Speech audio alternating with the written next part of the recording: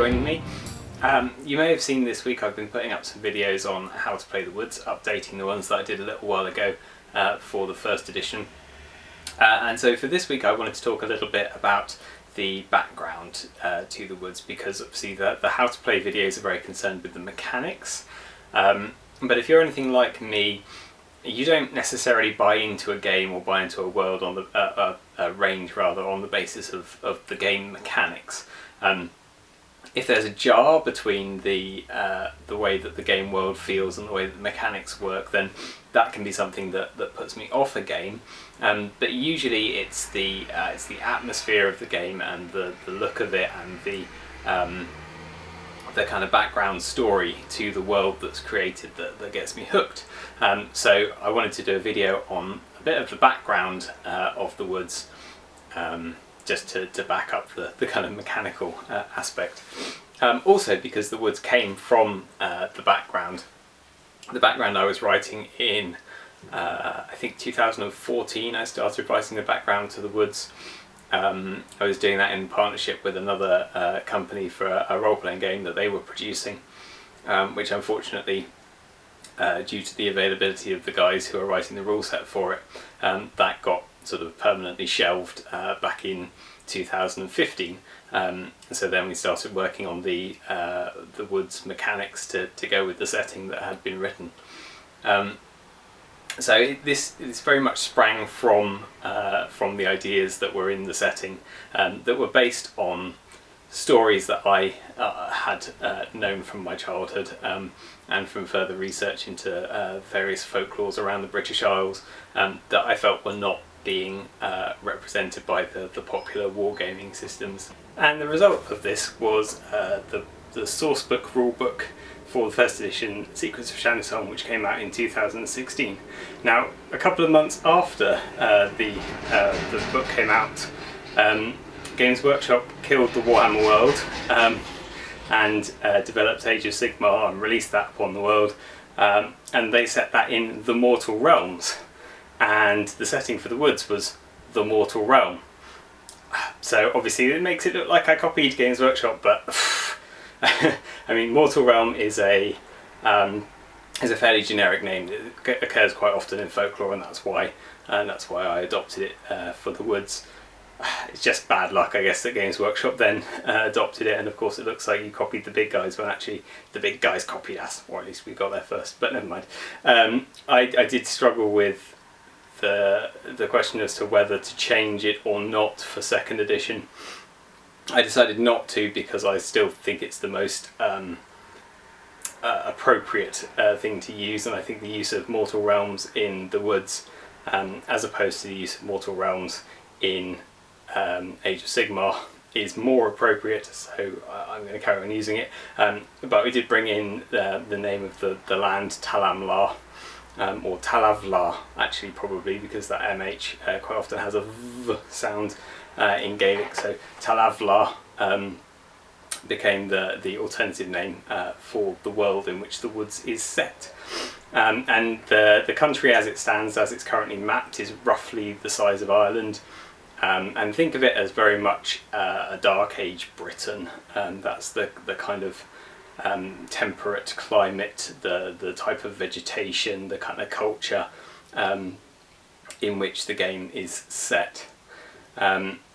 Now, it's not set in Ireland. It draws from Ireland, it draws from Wales, it draws from England, it draws from Brittany, it draws from Scotland, it draws from the Isle of Man, draws from the Shetland Isles, draws from Norse mythology, draws from Germanic mythology, draws from Scandinavian mythology, and from Icelandic mythology, and from Polynesian mythology. So it's all a bit of a mashup, but basically think of it as Dark Age Britain. And the natives who live in the Mortal Realm are the Tuatha, name just meaning the people who live there. And they're essentially humans. You can think of them as very much kind of either Celtic or Anglo-Saxon humans, depending on how you like your society to be shaped. We don't want to go too much into prescribing details. I prefer to sort of point people that it's a bit like this, it's a bit like that, and and give a bit of a storyline, but then let people develop their own worlds, their own settings, which is why I don't want to pin down precisely everything to do with the world. I want people to be able to use their imagination. But essentially, this you've got this Dark Age world, or this is pre-Dark Age when the history of the game starts. And if you think sort of pre-Roman invasion Britain. And then what happens is a group of people called the Miri come into the world, and they're refugees, and they come in from the sea, and they're escaping a particular threat which is following them, and you never quite find out what that is, but again, it's up to your imagination. And they settle on the coast, and they start a little bit integrating, but mostly they keep themselves to themselves. They do interact with the communities of Tuatha that are around them, but they tend to keep their own councils. And they build this big castle called Culain, and in this castle they put up, or they erect a kind of shrine around this coral, which has particular significance for them. It's coral that they brought from their homeland. It's very significant to them and to their powers, but also their cultural identity. But it's a very powerful artifact because it's from another plane of existence, and this creates kind of echoes and waves of fate throughout the world, and draws the attention of the Fae, who are also from another world, another plane of existence. They're from the land of Anwen, and the Fae are an empire-building people. They regard themselves as highly civilized, as the pinnacle of civilization, and they come into the mortal realm to try and find this coral, and they locate Culain, and they put an enchantment over the castle, and they tear this coral apart and whisk it off to various places, and cast the Miri out from the castle to live as refugees again, as kind of disfavourable types in the swamps and marshes, the unhealthy parts of the mortal realm. And the Fae, who've not previously been in the mortal realm, haven't walked onto Lavlar before, they come across the Tuatha, and they immediately recognise in the Tuatha something of themselves. There's something in the nature of the Tuatha, their humanity, if you like, which is very Fae-like, in terms of it being slightly arrogant, in terms of it being a bit self-centered sometimes, in terms of it being get as much as you can sometimes, and it is a bit of a comment on humanity, I guess, if you had a particularly low view of humanity, as I do sometimes. So the Fae recognise these things, but not just the negative things. They recognise some positive things in the Tuatha as well. And the Fae as a people are a sterile nation. They're so decadent, they're so corrupt that they are no longer capable of producing their own offspring. So they decide that they're going to take the Tuatha and they're going to mentor them, and they're going to raise this culture up to be like the Fae.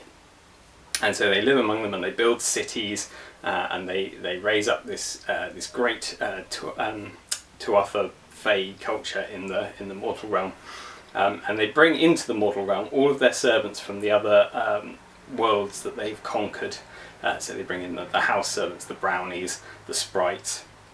They bring in their workers like the goblins and the gnomes. They bring in creatures that they like to hunt and populate the woods and the fields with these creatures so that they can hunt for sport.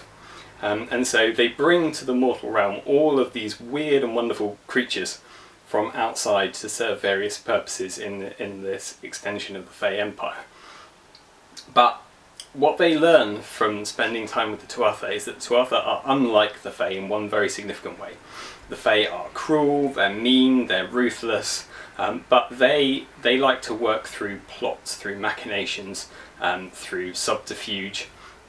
And they enjoy violence, but they like to be hands-off with the violence. They like to watch it from afar, so they'll let their dogs and their hunters do the actual sort of killing and a hunt for them. They enjoy the chase and the spectacle of something being torn apart, but they like to keep their hands clean, stay away from the blood.